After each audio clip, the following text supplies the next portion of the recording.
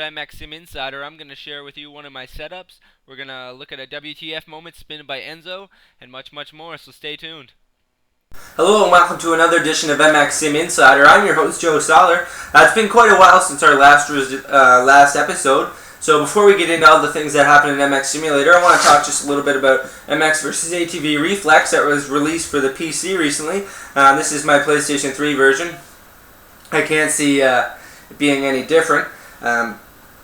Rainbow and THQ decided to port this to the PC, which is really nice. MX vs. ATV Unleashed was really popular, so hopefully this one will take off for them. A little bit of problems for the users to get it work on their PC, but it's the same as when MX vs. ATV Unleashed was released, that everybody needed a graphics card. Nobody could understand why, but just read the minimum requirements and you'll be fine. So with that out of the way, we're going to head into the WTF moment submitted by Enzo, and I'll meet you back here with the news. Alright, this week's What the Fuck moment comes from Enzo. He sent it in via PM. This is pretty crazy, man. What the hell was that, eh? He should get like 1,000,000 points for that thing. Let's watch that from his point of view right now. Well, not from his point of view, but third person.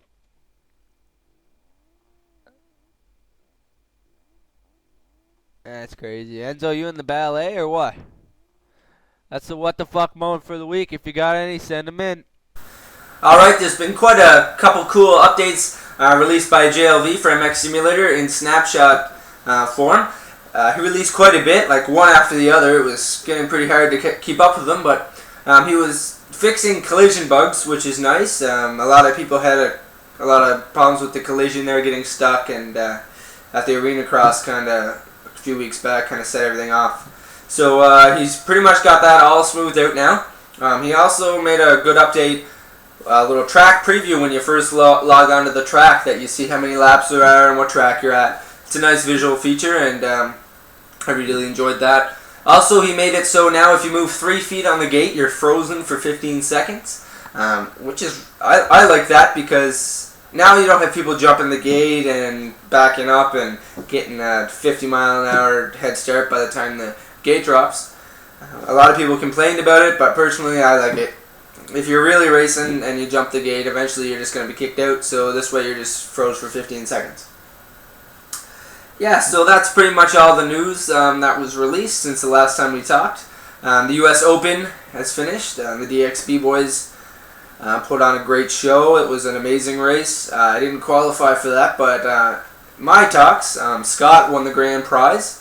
So congratulations to him, and once again I'd like to thank Limited Decals for really helping out the event. I have nothing to do with the event, but it was really nice to see them step up and put in a good chunk. So once again, thank you and congratulations to Scott. So that's our news, and I'm going to head you in and show you a little bit of setup. For some people having some problems with their setup, you can use mine. It's not the best, but hey, don't say I never gave you anything.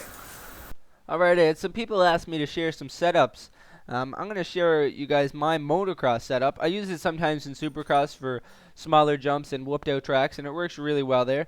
It seems to soak up the bumps really well. I used it a lot at the Red Bud Motocross of Nations track. It seems to get the back wheel to the ground really fast.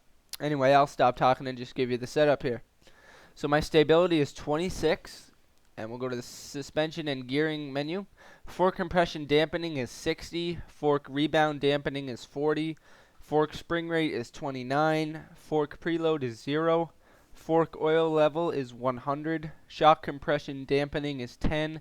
Shock rebound dampening is 60. Shock spring rate is 65. Shock preload is 60. Counter shaft sprocket is -1. Rear sprocket is 0. Rider vertical spring is 90. Rider vertical dampening is 50. Rider forward spring is 50. Rider forward dampening is 50. Rider mass distribution is 40. We'll go to the suspension advanced stability setup menu. My leveling is 20. Roll dampening is 53. Roll limit angle is 45. Roll limit factor is 6.5. Steering dampening is 45. Steering strength is 88. Max steering force is 600. Direct steering is 1. Slow dampening speed is 40. Slow dampening factor is 1.15.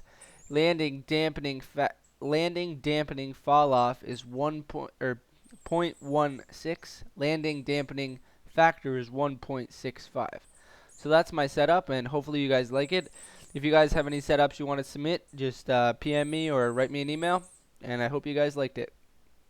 This episode is brought to you in part by mxsimpits.webs.com, where you can find all your MX simulator needs and much more. Alright, now it's time to talk about a little racing. Over the weekend, we had the Ironman Series first round, the opener at Toronto Supercross. Went off great. I would have liked to seen a little bigger turnout. We only had about 5 riders. We had a couple disconnects. There was about 8 in total. I'm going to explain to you what Ironman is if you guys don't know. What Ironman is, it's 4 rounds and 4 different racing styles. So you got the Supercross, you got the National, you got the Enduro, and the Arena Cross. So if you think you're all king shit at MX Simulator, you got to hit up this series because it's going to prove who the men and the boys are.